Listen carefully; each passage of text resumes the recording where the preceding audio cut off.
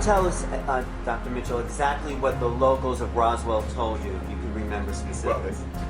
On the mic. Yeah. The essence was that the Roswell event was an alien craft, that it was not of this planet. That's the essence. What they really told me was their particular, each one had some particular part of it, like a sheriff's deputy was controlling traffic but heard from what the other people, what was going on. The family of the undertaker told about the small coffins that were created for the alien bodies. And my Air Force family friend said yes, he had heard the same thing from Major Brazel. Each one of them just told what their portion of the activity was all about. So putting it all together, the sum total was, yes, it was an alien spacecraft. After I came back from space and was lecturing around and visiting back home, some of them came to me and pulled me aside and told me their story, that they had been shut up after the Roswell incident. And they were now older. They didn't want to take their story to the grave, and they wanted it out. And they figured I was trustworthy since I was a local boy and had been to the moon. It would be okay if I took their story. So I promised them I wouldn't tell their names, but I'd carry their story forward.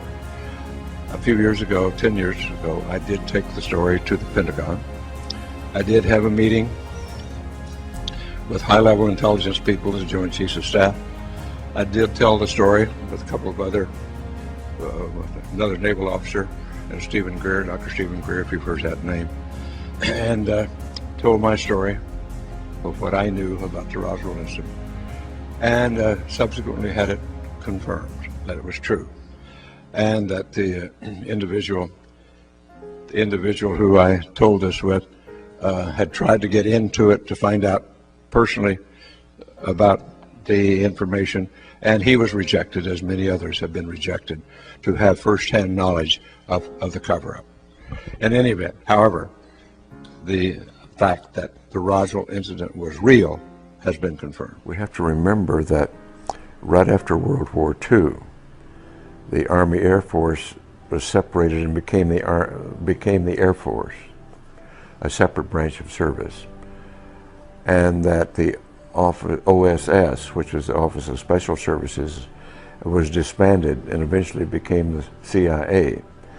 So that here was a major military organization and a major intelligence organization totally in disarray, new founded, didn't know what they were doing after World War II and not really reorganized yet. And as a result of that, the President Truman at that time convened a very high-level committee to examine this alien or UFO phenomenon. They did come to the conclusion that it was alien, and the military rightly came to the conclusion, if they're hostile, there's nothing we can do about it. Therefore, their choice was to deny it and to hush it up and create the National Security Act of 1947, which validated that deception and covered it up and allowed the group to go underground, as it were. And we've been living with that now for 50 years. It is really the beginning of the whole cover-up, the entire denial of this phenomenon. And the addition of dismissal, disinformation, misinformation to cloak and to discourage investigation, to misinform. It's just been continuous for many, many years now. Eventually it came away from the fear, I believe, of not being able to protect and do their duty to the notion of power and control, controlling the knowledge and the technology.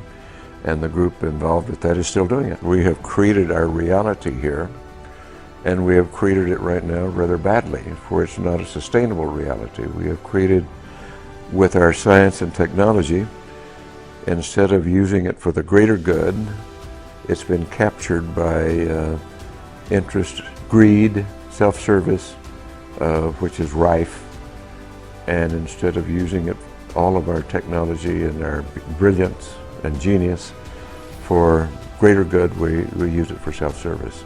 And that's not going to work. It's important that we look at our civilization, our place in history, use our tools of science for greater understanding, to promote the greater good, and that's what it's all about. I happen to be privileged enough to have be in on the fact that we have been visited on this planet, and the UFO phenomenon is real, although it's been covered up by our governments for quite a long time.